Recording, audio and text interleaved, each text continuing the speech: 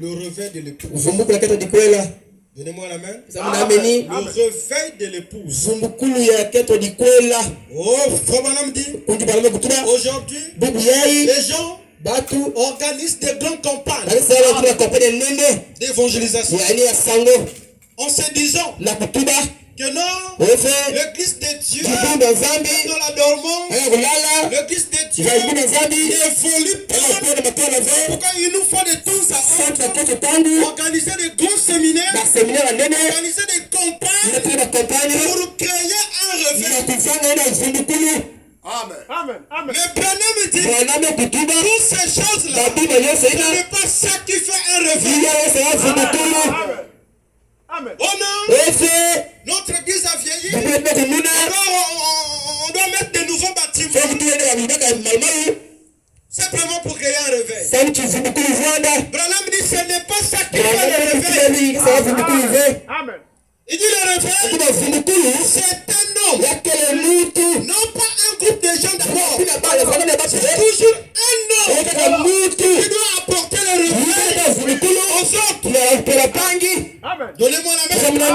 C'est toujours un homme qui doit d'abord croiser Dieu, qui doit écouter ce que Dieu va lui dire afin d'apporter le réveil.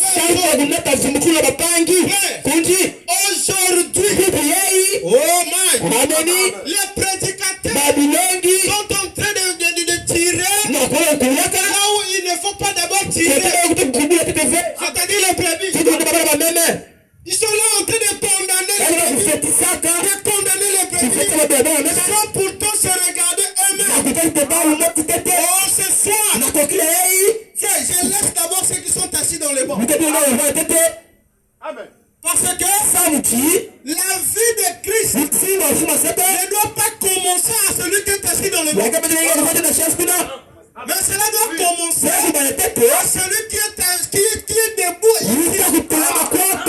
Si celui qui est debout ici a déjà laissé Christ, l'Église ne pourra jamais avoir un réveil. C'est le réveil qui change les choses. C'est le réveil qui change les systèmes dans la vie des enfants de Dieu. Lorsqu'il n'y a pas un réveil authentique, l'église sera dans la dormance. Amen. Les vies des gens ne seront pas transformées. Amen. Les projets des enfants de Dieu ne réussiront pas. Parce que celui qui est derrière la terre avait laissé Dieu à longtemps.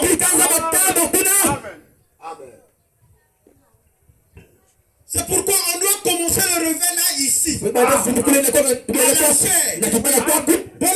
réveil, ce n'est pas les campagnes des évangélisations. C'est un homme. Vous organisez les campagnes alors que vous avez laissé Jésus à longtemps. C'est la vérité. Et vous allez remarquer que tous ces gens-là qui vont venir, ils vont écouter la parole. Parce que vous connaissez enseigner, parce que vous savez bien prononcer le français. Et ils seront impactés par votre français, votre manière de classer les écritures. Ils vont donner leur vie à Christ. Et après quelque temps, si vous révélez à cet endroit, vous ne trouverez plus personne. Mais où sont allées les 10 000 âmes qu'on a baptisées? Personne n'est resté dans la foi. Et tout sort dans ça. C'est parce que celui qui a organisé le réveil n'avait que la mécanique. Vous savez ce que c'est la mécanique? La parole, l'enseignement. Frère, nous ne sommes pas contre l'enseignement. Nous ne sommes pas contre la parole. Mais un enseignement pour un prédicateur qui peut se tenir ici tous les jours enseignement. L'église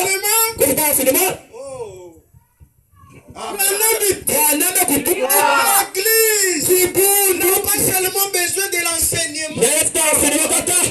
L'église a des problèmes. L'enseignement seul suffira pas. L'enseignement seul ne pourra pas débloquer la vie des enfants.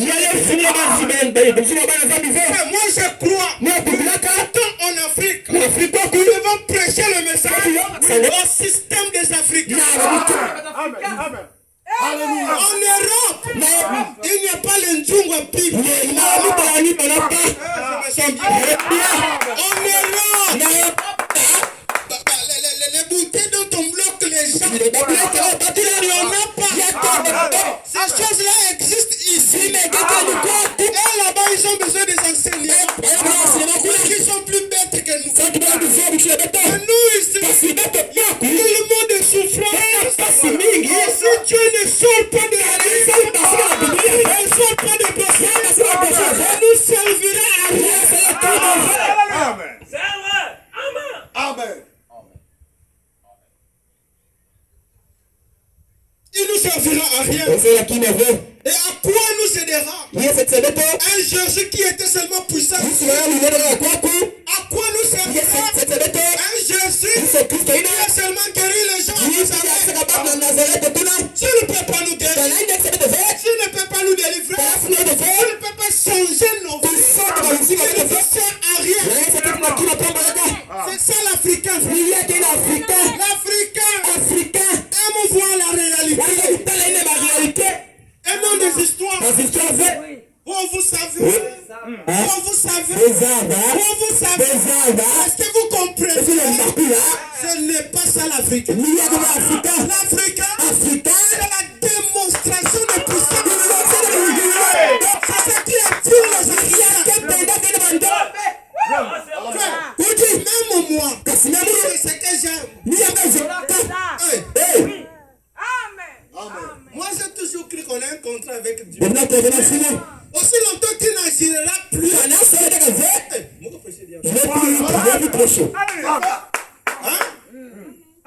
Si Dieu arrête d'agir, j'arrête de prêcher. Attends, je vais vous prêcher quoi?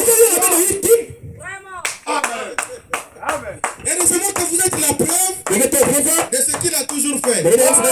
Et c'est ce qui me fait la joie de prêcher ici. Partout où j'irai, au nom de Jésus, si Dieu ne se manifeste pas, même pas que Bible. Je vais prendre ma Bible. Je vais aller. Parce que